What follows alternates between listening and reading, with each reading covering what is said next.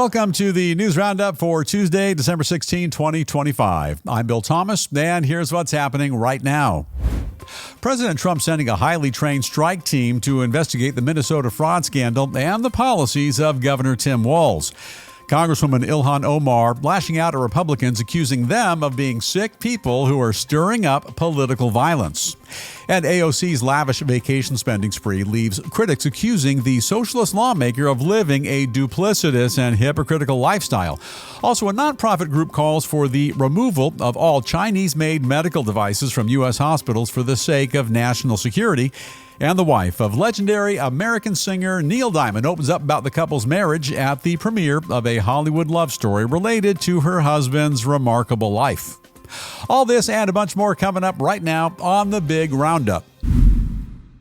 We have a great deal to get to today, and we'll begin with breaking developments related to the rapidly escalating fraud scandal that's enveloping Minnesota and threatening to bring down the regime of embattled Governor Tim Walz. Yeah, the future is looking bleak for a guy we call two-term Tim.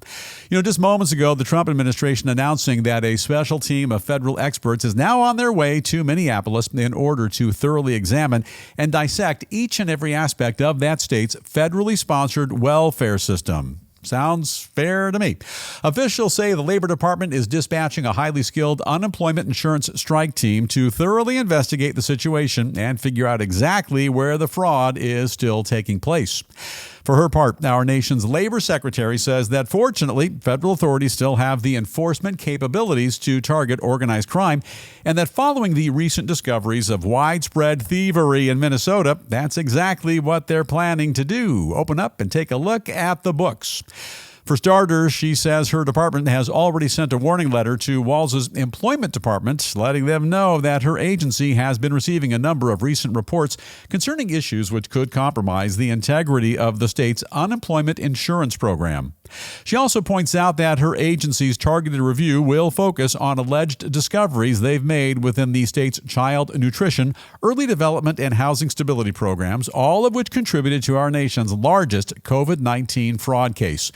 The Labor Secretary goes on to warn that any type of waste, fraud, or abuse simply will not be tolerated by the Trump administration, that she's appalled by what she's hearing, I am as well, and that she's confident the strike team will soon get to the bottom of it.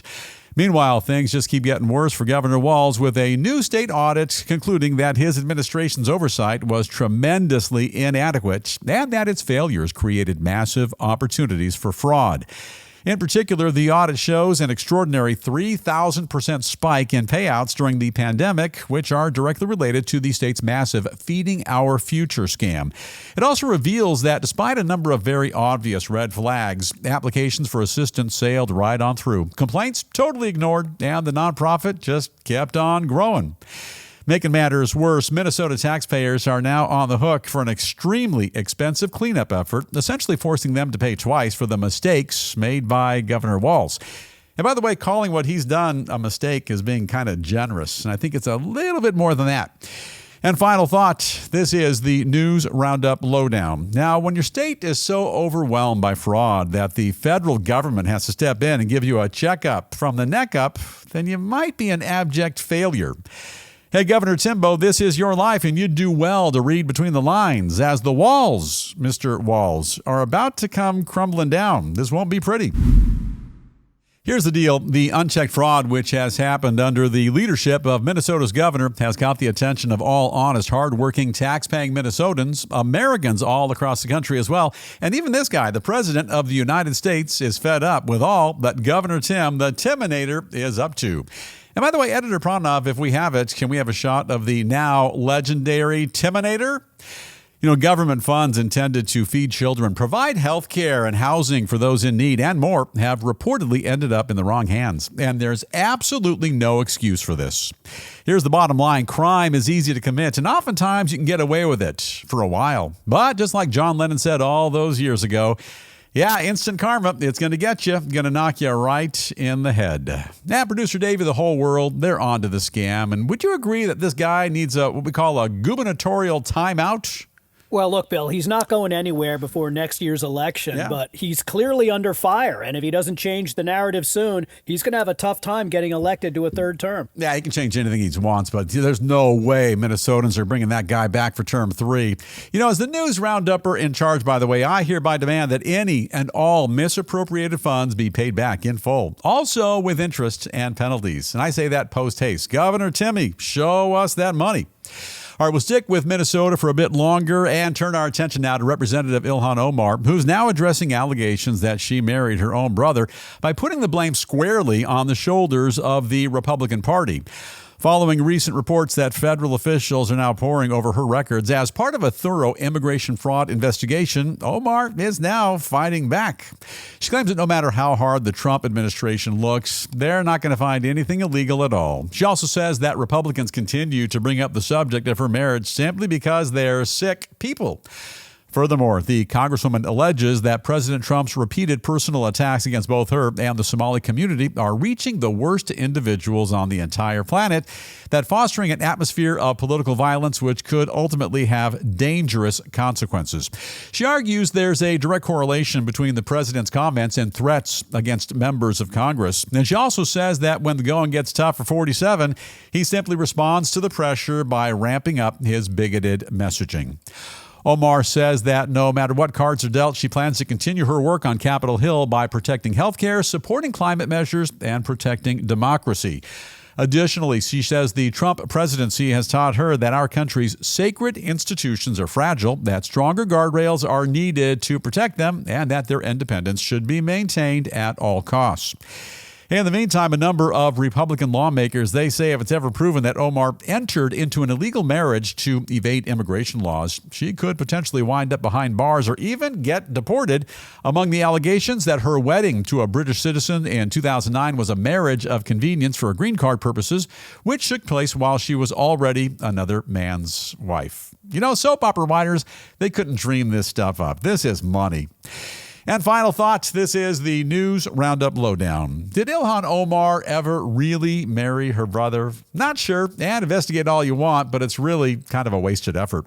The way we see it, even if she participated in a sham marriage and became a participant in immigration fraud, that's less of an issue right now than the real fraud, which is estimated to be worth nearly $250 million.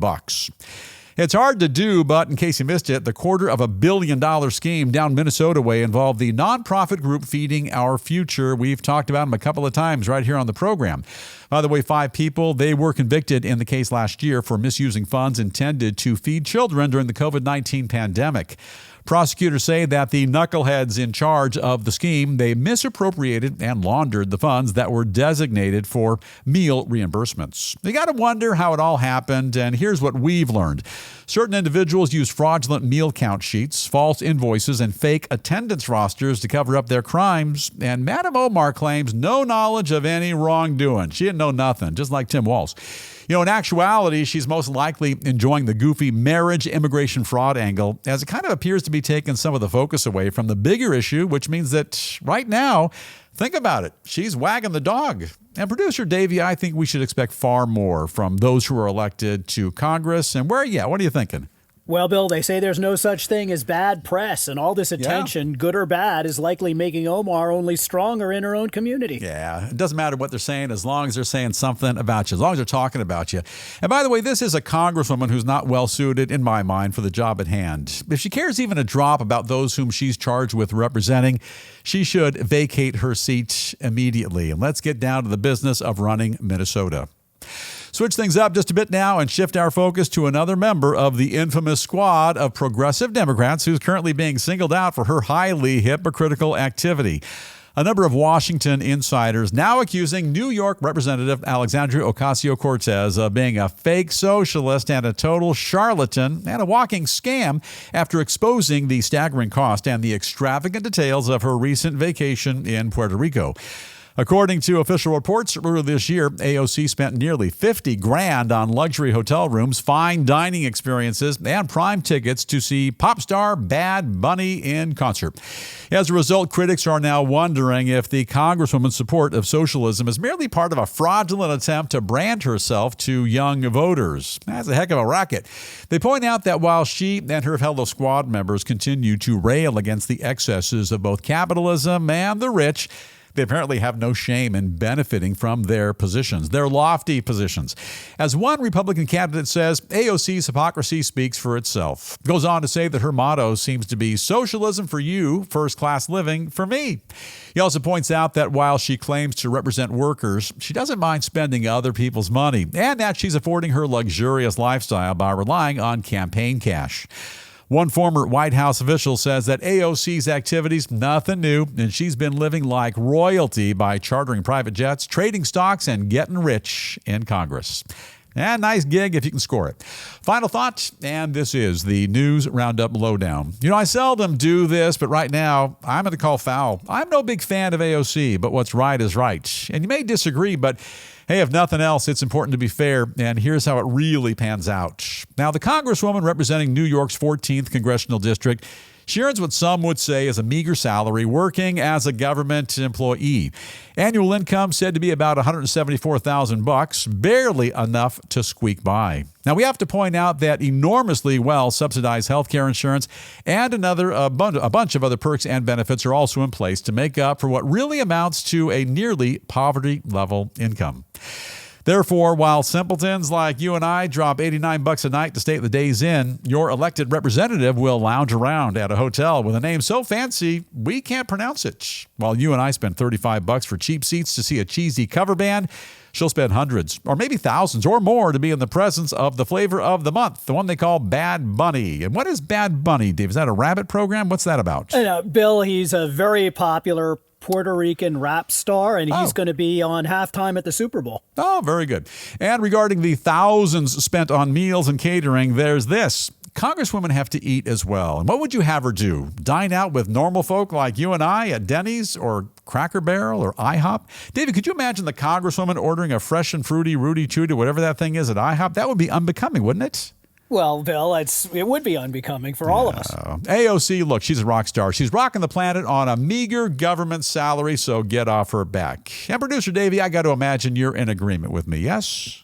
Well, Bill, you know what I say? I say if people are stupid enough to donate to her campaign, she can do whatever she wants with that money. We're all feeding her lifestyle. I get it. And the way I see it, living the life of the rich and famous, really, it's only despicable when you're rich and famous, but it's okay when you're Alexandria Ocasio-Cortez, living the good life on a fancy, albeit very meager, government salary. All right, change things up now just a bit and take a look at a nonprofit organization taking significant steps to safeguard our nation's hospitals from the threat of the Chinese communist regime. A group called the Protecting America Initiative is now desperately urging medical professionals nationwide to immediately stop using medical equipment made in China, claiming that all the information they contain could potentially wind up being abused by the other guys. Yeah, the communist regime. They claim that devices made in China, which are used to diagnose and treat patients, could potentially allow the Chinese Communist Party to extract sensitive information, which someday could endanger American lives. As a result, they're now launching a massive campaign to convince medical professionals of the imminent threat and convince them to remove Chinese-made equipment right away. They also say that, to begin with, they're kicking off their efforts in both Texas and Florida, where a vast majority of voters say they're worried about companies from China being forced to follow the extreme mandates of the Chinese Communist Party. Now, some additional headlines we are keeping a very close watch on here in the News Roundup newsroom. So much going on. And first up, the manhunt continues for the suspect in the recent Brown University mass shooting. In the meantime, a newly released FBI video shows a person of interest walking nearby shortly after that attack. Sticking with the FBI, the Bureau revealing that they've just disrupted a massive and horrific terror plot here in Southern California. That's the News Roundup home base. The alleged perpetrators are reportedly anti-government extremist group who were planning a series of New Year's Eve bombings. Fortunately, that one's been thwarted. Moving along, President Trump announcing plans to classify the deadly drug fentanyl as a weapon of mass destruction as he further ratchets up his expanding campaign against violent Latin American cartels. And staying on topic, 47 announcing plans to address the entire nation Wednesday night, 9 p.m. Eastern from the Oval Office. The topic of this mysterious speech, still to be revealed. We'll find out more very rapidly. And now, a quick gander at a bit of rock and roll showbiz news, and we kick things off today with a star-studded Hollywood premiere involving the musical genius of the legendary Neil Diamond. We're all big fans. A love story called Song Blue, featuring all of the 84-year-old's biggest hits, is about to land on a big screen near you and me too. The film stars Hugh Jackman, that fella right there, and the lovely and adorable Kate Hudson as a couple of down-and-out musicians.